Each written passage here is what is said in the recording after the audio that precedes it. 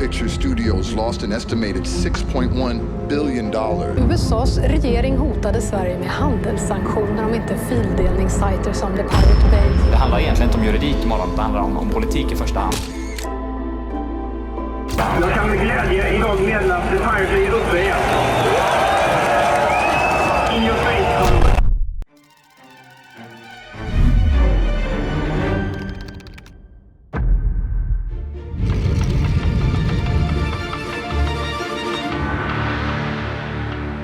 It was well worth doing prison time for the Pirate Bay. This was the final battle cry of a Pirate Bay co-founder Fredrik Nage, after getting raided by the police multiple times, being fined 46 million kroner, and being thrown in prison alongside some of the most vile people on Earth.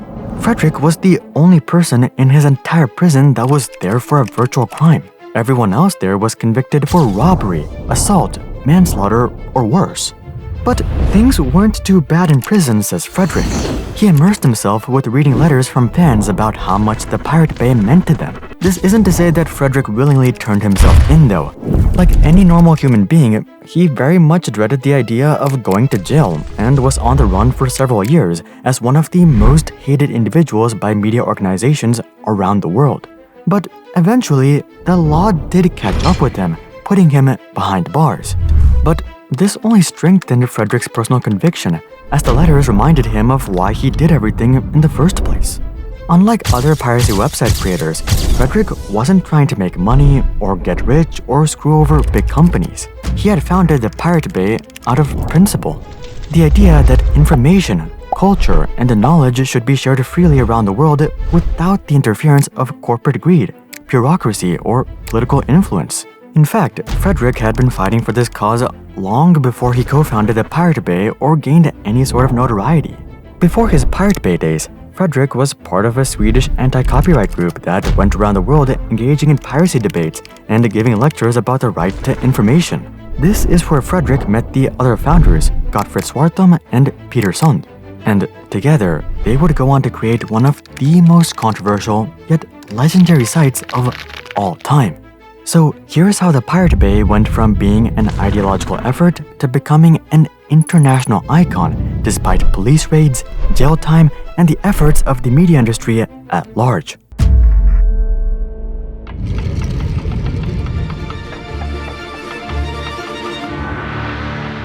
The story of the Pirate Bay dates back to the late 1970s and early 1980s to the country of Sweden, where all three of our protagonists were born.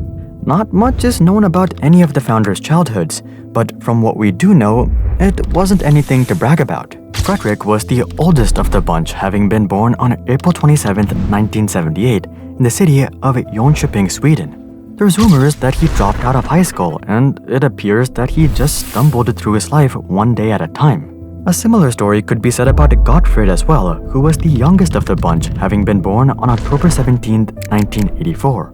Gottfrid was your classic computer nerd / hacker of the 1990s and 2000s. Think Dennis Nedry from Jurassic Park. And then there was Peter Sund, who was the only one that would be considered somewhat successful by modern society. But this wasn't to say that his childhood was any better. Peter was born on September 13, 1978 in Uddevalla, Sweden. At first, his life wasn't all that bad. His mother was a staff consultant at a large company, and his father was a traveling mechanic. But all of this fell apart when Peter's parents got a divorce when he was just 8 years old. His mother would become clinically delusional as she developed psychosis, which resulted in the family constantly moving all across Scandinavia. Unsurprisingly, Peter would end up dropping out of school in his teens. But there was one saving grace: computers. Computers were Peter's one and only escape from his harsh reality, and this led to him becoming quite a skilled programmer. Ironically, if he had this same childhood in modern times, it's likely that he would have become a lifeless social media addict like myself. Anyways, things were different back then. The people spending all of their time on computers weren't endlessly scrolling through TikTok. They were enthusiasts learning how to code and hack systems, and this would catch the attention of German technology company Siemens.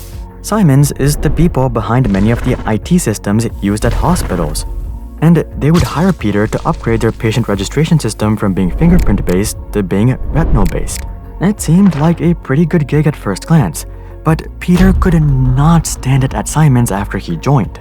He would discover that his development efforts were being used to identify and deport illegal immigrants, leading them to do unthinkable things. You see, many of these immigrants would burn their fingers on kitchen stoves before visiting the hospital to avoid being identified. This was actually one of the main reasons that Simons wanted to switch to a retinal system.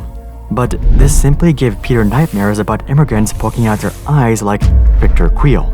He tried to take it up with his managers, but this simply gave him the title of being negative and difficult to work with. Being drained from work every day, the only solace Peter found was during the evenings when he scrolled through online forums, leading him to discover the world of piracy.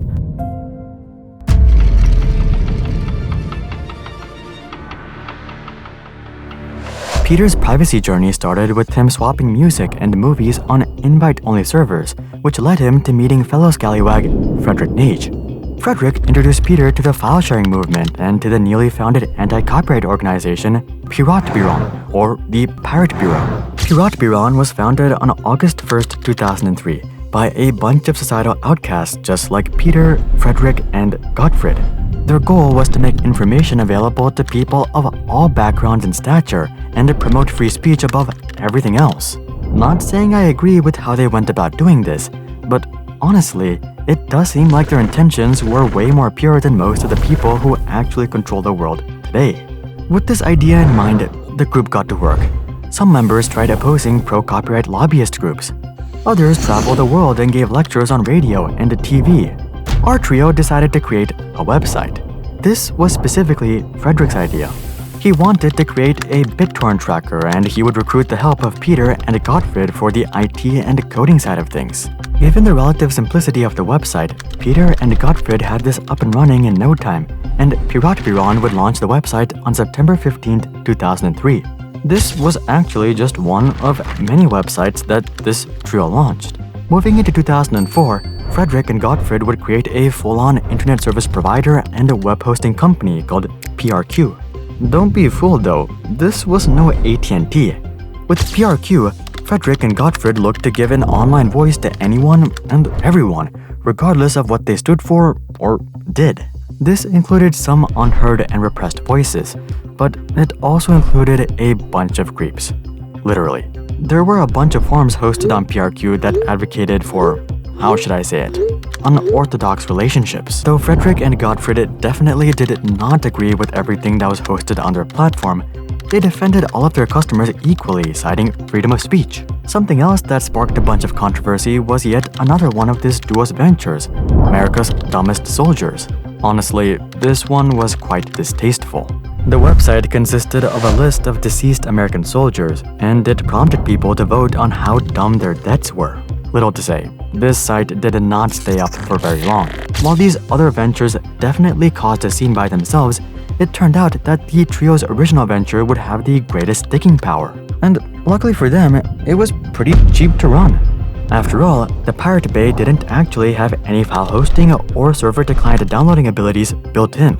The site simply connected people with a library of links, and all the downloading took place using peer-to-peer protocols. So the trio just had to ensure that they had enough server capacity to handle all of the search volume, indexing, sorting, and filtering. But to their surprise, it didn't take long for this itself to become unmanageable.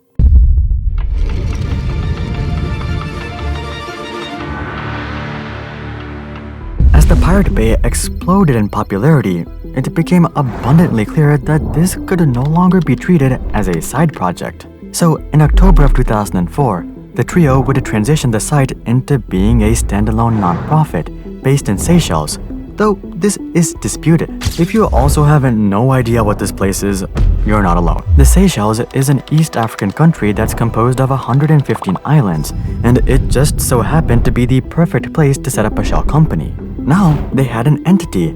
All they needed was infrastructure. Enter Carl Lundstrom. This guy was one of 5 heirs to the Wasabread fortune. I've actually never heard of this company, but they're super big. They're extremely popular across Scandinavia, and they're actually the largest crisp bread producer in the world. By the time Carl turned 22, this company would be sold to a Swiss pharmaceutical company called Sandoz, which made Carl a mega millionaire by the time that most of us would even graduate college. Carl would turn around and use this wealth to fund a variety of extreme political movements, and it wasn't long till he crossed paths with our protagonists. He would agree to provide the Pirate Bay with all of the required servers and infrastructure, and before you knew it, the Pirate Bay would become a fully funded venture, making copyright holders around the world cry. But they weren't crying for long. They were hurt, and they were hurt bad. Hollywood claims that in 2006 alone, piracy cost them $6.1 billion. And the biggest culprit enabling this asinine behavior was the Swedish site that was just one Google search away, the Pirate Bay. Naturally, Hollywood wanted revenge. They wanted justice. So they marched over to the Swedish authorities and demanded that the Pirate Bay be taken down as soon as possible. This was met with a chuckle from Sweden. I'm not even kidding. You see, Sweden is surprisingly chill about copyright and patents. In fact, they have a full-on political party called the Pirate Party, whose entire focus is to reform copyright law. Hollywood was gobsmacked, and they would take their grievances to the good old US of A. Surely, their hundreds of millions of lobbying dollars would actually earn them some respect from the American authorities. And they were right. The US would turn around and go, "Yo, Sweden, you better shut down those mischievous rascals you got there. You don't want us to bring out the stick and impose trade sanctions through the World Trade Organization, right?" And to that, Sweden would respond, "Your wish is our command," and they would go ahead and raid the Pirate Bay servers in Stockholm on May 31st, 2006. There was so much equipment that the Swedish police would end up filling 3 trucks worth of computer equipment and servers. Surely, this would put an end to the nonsense, they thought. But, the Pirate Bay would be back up in just 3 days.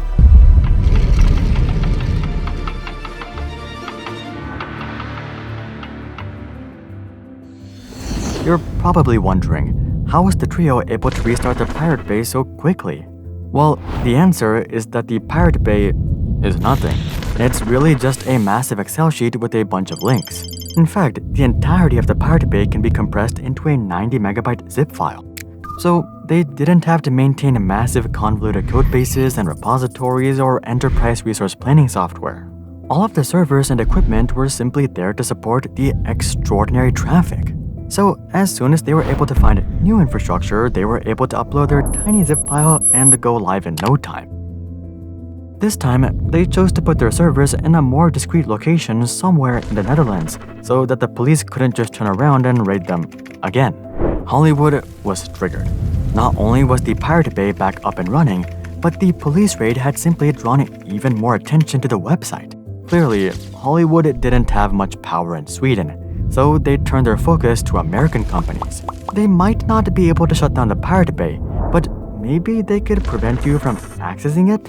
They started working with Google, Facebook, Microsoft, and ISPs to suppress the sharing and searching of Pirate Bay links. But this only made things worse. Here's the thing. When you tell people not to do something, that's when they want to do it, and this couldn't be truer with the Pirate Bay. Just because Facebook or Google suppressed Pirate Bay links doesn't mean jack. You don't have to be a rocket scientist to go directly to the Pirate Bay website and search up whatever you want, and this is exactly what was happening. By 2008, the Pirate Bay became the 97th most visited website on the entire internet, and they were even having talks about selling the website to global gaming factory XAB for $8.5 million. It was becoming abundantly clear that there was only one way to stop this madness: strike the tent. On January 31st, 2008, Swedish prosecutors would file charges against Gottfried, Fredrik, Peter, and Carl. From the very beginning, this was a decided case. Pirate Bay's lawyers tried to defend that the Pirate Bay was simply hosting links, and that it wasn't actually encouraging or enabling piracy. If you want, you could use the site to share open source software or memes. While this was technically true, I mean, let's face it, these guys were literally part of Piratbyrån, and all of this was completely intentional. So their argument was quickly shut down, and on April 17, 2009, all 4 of them would be sentenced to 1 year in jail along with a 30 million kroner fine, which is about $3.5 million. They would try appealing, and this did result in shorter prison sentences. Fredrik would go down to 10 months, Peter would go down to 8 months, and Carl would go down to 4 months. But the appeal also came with a larger fine of 46 million kroner or $6.5 million. The walls were closing in, and there was only one thing the trio could do: get on the run.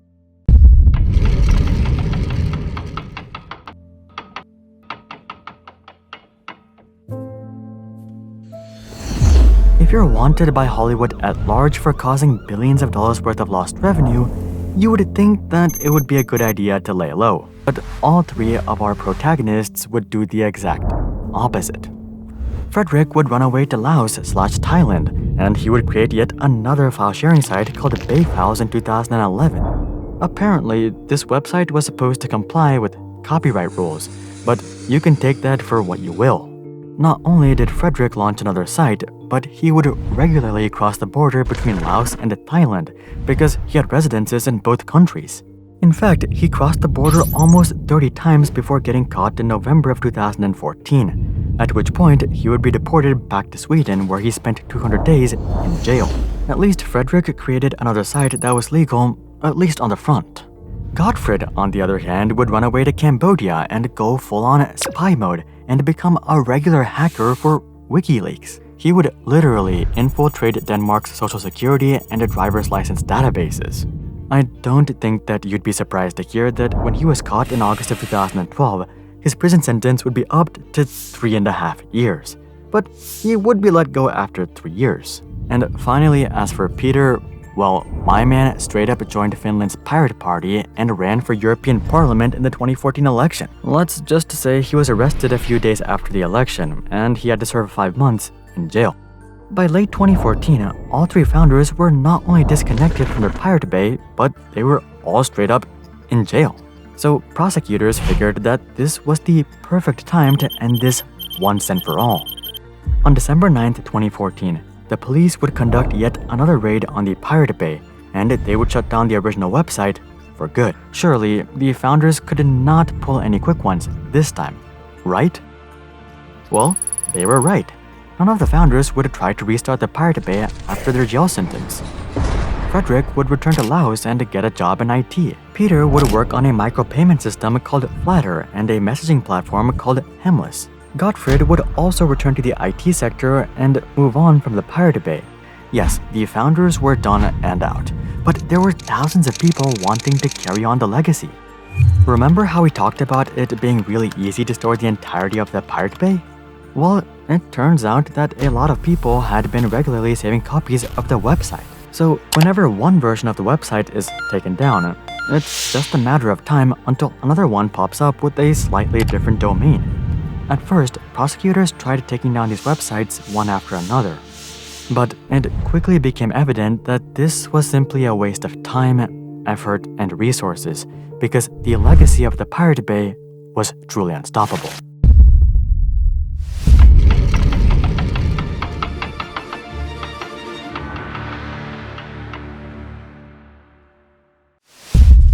Pirate Bay started off as a project created by a bunch of misfits and outcasts. But it quickly turned into the icon of the internet and the worst nightmare of copyright holders.